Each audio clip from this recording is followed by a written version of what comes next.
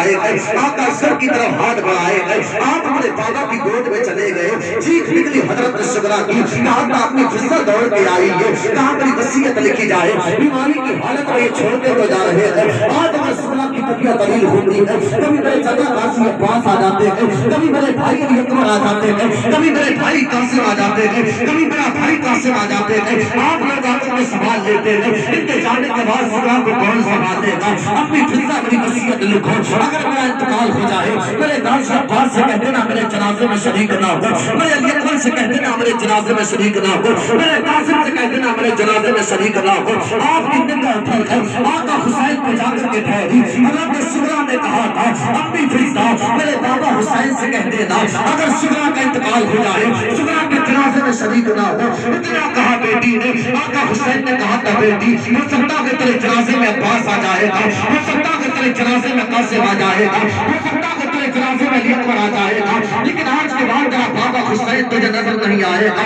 اتنا کہا آقا حسین نے، بیٹی باپ کے سینے سے جا کر کے لگی ہے، رو کر کے کہا تھا میرے بابا تیری بیٹی تیرا دل دکھانا نہیں چاہتی تھی، بابا بیٹیوں کو باپ کو منانے کے طریقے آتے ہیں، بس تجھے منانا چاہتی تھی۔ آقا حسین نے کہا تھا بیٹی تیرے باپ کا تجھ سے دل نہیں دکھا گئے، آقا بابا پھر کیوں کہا گئے، سب آ سکتے ہیں لیکن حسین آج کے بعد نظر نہیں آئے گا۔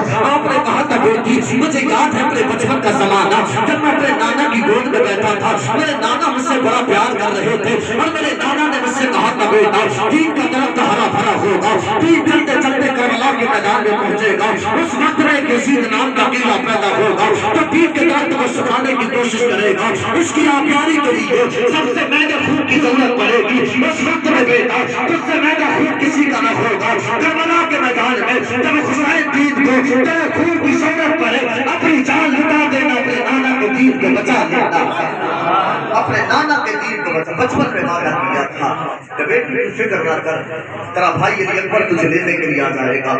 ہاں میدان کربلا میں آئے، کیا نہ ہوا میدان کربلا میں 9 محرم الحرام کی تاریخ تھی، 10ویں شب تھی۔ آقا حسین نے اجازت چاہی ایک رات کی مہلت دو، ایک رات کی مہلت دو۔ کہا کیا کرو گے؟ کہ اپنے رب کو راضی کروں گا، ایک رات کی مہلت مانگی۔ آپ نے کہا میرے غازی سب کو بلا کر کے لا، غازی عباس سب کو بلا کر کے لائے ہیں۔ آقا حسین نے خطبہ دیا، لوگوں یزید کی دشمنی مجھ سے ہے، میں تمہیں اجازت دیتا ہوں تم میں سے جو مدینہ جانا چاہتے ہیں مدینہ چلے جائیں، جو کوفہ جانا چاہتے ہیں کوفہ چلے جائیں۔ اللہ اکبر۔ آقا حسین نے کہا تھا میں تمہیں اجازت دیتا ہوں یزید کی دشمنی مجھ سے ہے، کوئی بھی اپنی جگہ سے ہل کے نہ گیا۔ ہاں صحیح 3 دن کے پیاسے تھے، ہماری تمہاری بڑا محبتوں کے صرف جھوٹے دعوے کرنے والے نہیں تھے۔ آج تو ہمارے حالات یہ ہے، آقا حسین کے نام کی محفلیں بھی اگر سستی ہے، لوگ بار بار گھڑی کی طرف ٹائم دیکھتے ہیں کتنا ٹائم ہو گیا، ہم نے یہاں تک کے حالات دیکھے گئے، اگر تھوڑی دیر کے لیے لائٹ چلی جاتی ہے لوگ اندھیرے کا فائدہ اٹھا کر کے بھاگا کرتے ہیں۔ آؤ دیکھو کربلا کے میدان میں، کربلا کے میدان میں آؤ۔ آقا حسین نے کہا تھا میں تمہیں اجازت دیتا ہوں تم میں سے جو مدینہ جانا چاہتے ہیں مدینہ چلے جائیں، جو کوفہ جانا چاہتے ہیں کوفہ چلے جائیں۔ کوئی اپنی جگہ سے ہل کے نہ گیا، چھوٹے چھوٹے بچے بیٹھے رہ گئے۔ آقا حسین نے کہا تھا میرے بھائی عباس یہ ایسے میرے سامنے سے نہیں جائیں گے، ایک کام کرو چراغ کو بند کر دیا جائے۔ چراغ کو بجھایا گیا، آپ نے دوبارہ حکم دیا چراغ کو جلا، دوبارہ سے چراغ جلایا گیا۔ آقا حسین نے کیا دیکھا، سارے لوگ بیٹھے ہیں، چھوٹے چھوٹے سے بچے بیٹھے ہیں، انہیں بیٹھنے والوں میں ایک 72 سال کا بوڑھا کھڑا ہے، نام حبیب ابن مزاغر ہے، آنکھ میں آنسو ہے، کہتے ہیں آقا حسین تمہیں ایسا لگتا ہے ہم تمہارا ساتھ چھوڑ کے چلے جائیں گے، یہاں سے تو چلے جائیں گے، تیرے نانا کو جا کر کے جواب کیا دیں گے؟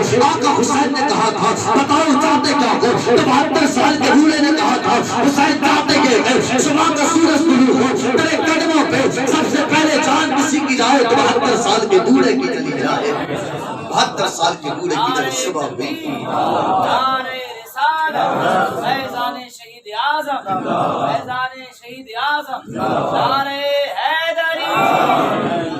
صبح ہوئی، جنگ کا آغاز ہوا، سب شہید ہو گئے۔ آخر میں آقا حسین آپ نے شہادت کا جام پیا۔ اب حسین کی زندگی کو سمجھو، کیا ہے میرا حسین؟